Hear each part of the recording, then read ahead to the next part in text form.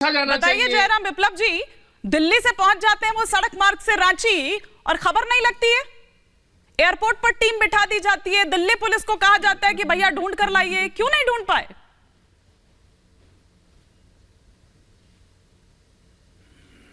चलिए, जयराम विप्लव जी का मुझे फ्रेम चला गया है, पता नहीं जयराम विप्लव जी को मेरी आवाज आ रही है कि नहीं आ रही है? नहीं आ रही है। प्रदीप सिंह जी, लेकिन वो ये कह रहे हैं कि ये दरअसल ये जो बदले की कार्रवाई है या बदले के किस तरीके से किया जा रहा है, बल्कि ये भी कहा जा रहा है कि जिस तरह से पटना में हुआ, जिस तरह से बिहार में हुआ, ऐसा ही कुछ करने की तैयारी यहां झारखंड में भी थी। अरे अब इन पे क्या कहेंगे शिवानी जी। देखिए क्या है कि कक्षक 3 में कहावत कही जाती है कि चोर की दाढ़ी में तिनका। पूर्वाग्रह से आप ग्रसित हैं। अरे भाई, ईडी को गिरफ्तार करने का अधिकार नहीं है, रिकमेंड कर सकती है, जुडिशियल कस्टडी में ले सकती है, तो आप तो पहले ही खड़े होके आ गए जी। लेकिन 31 तारीख तक डेडलाइन थी ना, फिर इतनी बेचैनी क्यों थी? अरे अब वो देखिए सीट का भी ना, हम लोग तो सोच रहे थे कि लालू जी पार्ट 2 यहाँ हो जाएगा। वैसे तो देखिए दिल्ली में होना था, लेकिन दिल्ली की मजबूरी कुछ अलग थी। अरविंद केजरीवाल जी कुछ और कह रहे हैं, लेकिन वहां पे क्या है कि मत नहीं बन पाया। बड़े भैया को दिया जाए कि भाभी को दिया जाए कि पत्नी को दिया जाए, असल में उस पे जो है मामला बैठ नहीं पा रहा था। तो अल्टीमेटली ये कुनामी लेनी पड़ी, भाई मुख्यमंत्री भाग जाए प्रदेश का। और देखिए क्या होता है, कहीं भागे नहीं थे, वो कह रहे हैं दिल्ली में थे। नहीं, बीते 6 घंटे पहले, नहीं 6 घंटे पहले, अरे सुन लीजिए भाई साहब, 6 घंटे पहले अगर पूछा जाता तो आपका जवाब क्या होता? क्यों नहीं? आप सुनना भी, अब सुनेंगे भी नहीं। वाह वाह भाई साहब वाह, मतलब मुख्यमंत्री भागे हुए हैं और अब सुनेंगे भी नहीं। जनता का प्यार ऐसा ही नहीं मिलता है। नहीं, जनता का प्यार अभी कह रहे थे ना, तो जनता की सुनेंगे कि नहीं सुनेंगे? सीबीआई को नहीं, जनता की सुनेंगे कि नहीं सुनेंगे? अरे भैया क्यों परेशान हो रहे हैं? जनता के बीच में जाने का काम करिए ना। नहीं, जनता का प्यार अभी बता रहे थे, अभी जनता का प्यार बता रहे थे, और अब जनता की सुनेंगे भी नहीं। अरे आपके यहाँ तड़ीपार नेता है, अमित शाह जी से जाके पूछिए। भगौड़े आपके पार्टी में है, जो आपके पार्टी में चला जाता है वो दूध का वॉशिंग मशीन, चक्की पीसिंग अजीत पवार। एक मिनट, बुलाने पे कोई भागता नहीं है। आप जो कह लिए कह लीजिए। खत्री जी, ईडी ने बुलाया था, सुनिए ना, जब आरोप इस तरह के हैं, खत्री जी, अगर मिल लेते ईडी से तो क्या बिगड़ जाता? क्या बिगड़ जाता? अगर आपने कुछ नहीं किया है, आप पाक साफ है, तो फिर ये भागना क्यों? आम आदमी है, फिर भागना, फिर भागना। कहां से भागना?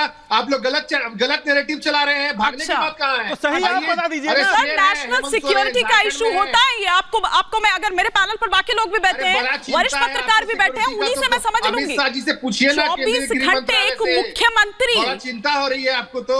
नहीं होनी चाहिए क्या? चिंता है तो केंद्रीय गृह मंत्री। जयराम विप्लव जी, क्विक रिएक्शन, फिर मैं प्रोफेसर नवल किशोर का रुख करूंगी।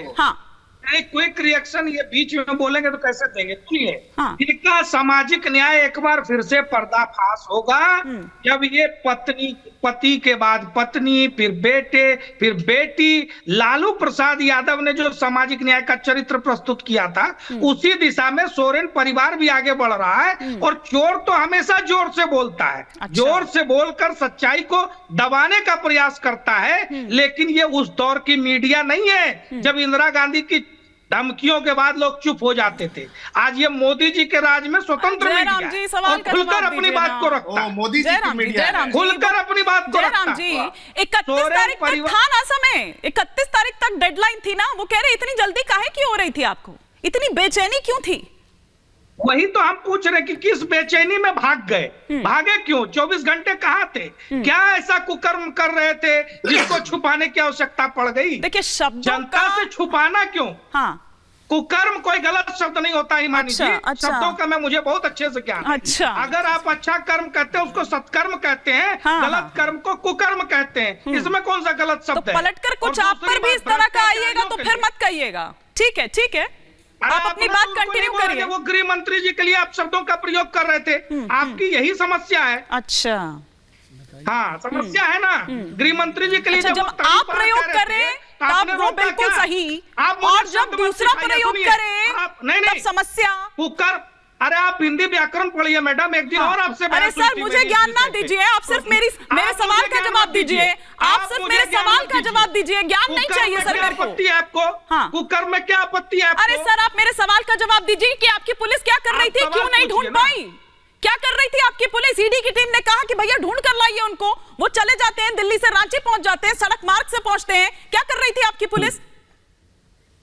उसी पुलिस के भय से ना प्रकट हो गए 24 घंटे के अंदर में। अच्छा, रांची में ना, रांची में जेएमएम का शब्दों का चयन पकड़ने में अब जेएमएम का प्रवक्ता मत बन जाइए। उसी पुलिस की डर से अभी तक तो बीजेपी का प्रवक्ता कहा जाता था, अब आप जेएमएम और नया लेकर आए। हाँ, उसी पुलिस के डर से प्रकट हो गए। अच्छा। उसी ईडी के डर से प्रकट हो गए।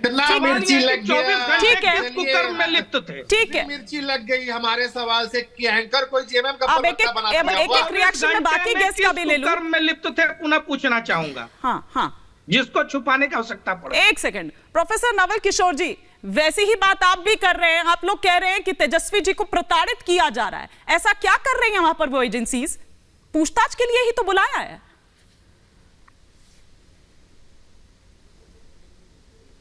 नहीं हिमानी जी, बिल्कुल पूछताछ के लिए बुलाया है, उसमें कहाँ किसी को दोहराया है। लेकिन ये जो बंद केस को खोल के और एक ऐसे समय में जबकि उनको पता है कि उनकी राजनीतिक जमीन पूरी तरह से खिसक गई है, जिन राम जी के नाम पे पहले हिंदू मुसलमान को बांटते थे, तो जिनके साथ आप सरकार में बैठे हुए थे प्रोफेसर जी, एक ऐड ऑन कर लूं मैं, जिनके साथ आप अभी तक सरकार में बैठे हुए थे, उन्होंने ही ललन सिंह को कहा था कि जाइए आप प्रधानमंत्री के पास और इस केस को रीओपन करिए।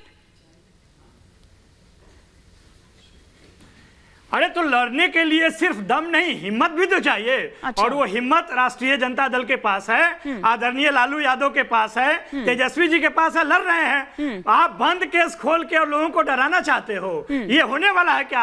आपकी जमीन भी मर चुकी है और जमीन तो खिसकी चुकी है, यही सच है। ये सरकार, आप कह रहे थे ना पुलिस क्या कर रही थी, पुलिस ही नहीं, ये सरकार ही निकम्मी है। अच्छा। ये नफरत फैलाती है, विभाजन करती है और ये दंगा राज स्थापित करना चाहती है।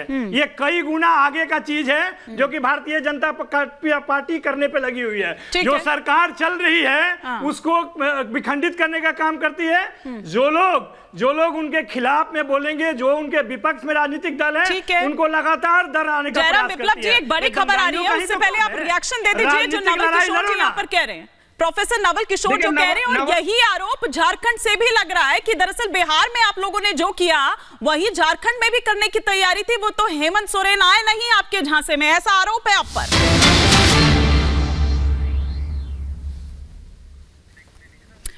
एक बड़ी खबर इस वक्त आ रही है, मैं आ रही हूं जयराम विप्लव जी। समाजवादी पार्टी ने लोकसभा के लिए 16 उम्मीदवारों के नामों का ऐलान कर दिया है। मैनपुरी से डिंपल यादव उम्मीदवार होंगी। INDIA में एक बड़ी फूट देखिए, क्या कहा जा रहा था और किस तरह से इसे लेकर भी खींचतान। एक यूपी ही बचा था जहां से क्लेश की खबरें अभी तक नहीं आ रही थी, अब वहां भी साफ हो गया है। बिना सीट समझौते के अखिलेश यादव ने टिकट का ऐलान कर दिया है और वो तमाम नाम भी सामने आ चुके हैं। वो नाम भी एक एक कर मैं आपको बता रही हूं कि संभल से शफीकुर रहमान बर्क का नाम घोषित किया गया है, फिरोजाबाद से अक्षय यादव, मैनपुरी से डिंपल यादव, एटा से देवेश शाक्य, बदायूं से धर्मेंद्र यादव, खीरी से उत्कर्ष वर्मा, धौरहरा से आनंद भदौरिया, उन्नाव से अनु टंडन, लखनऊ से रविदास मेहरोत्रा। अभी और ये लंबी है लिस्ट आगे। फर्रुखाबाद की अगर बात करूं तो यहां से डॉक्टर नवल किशोर वो दूसरे वाले नहीं है, RJD वाले नहीं। इधर शाक्य अकबरपुर से राजा रामपाल को एक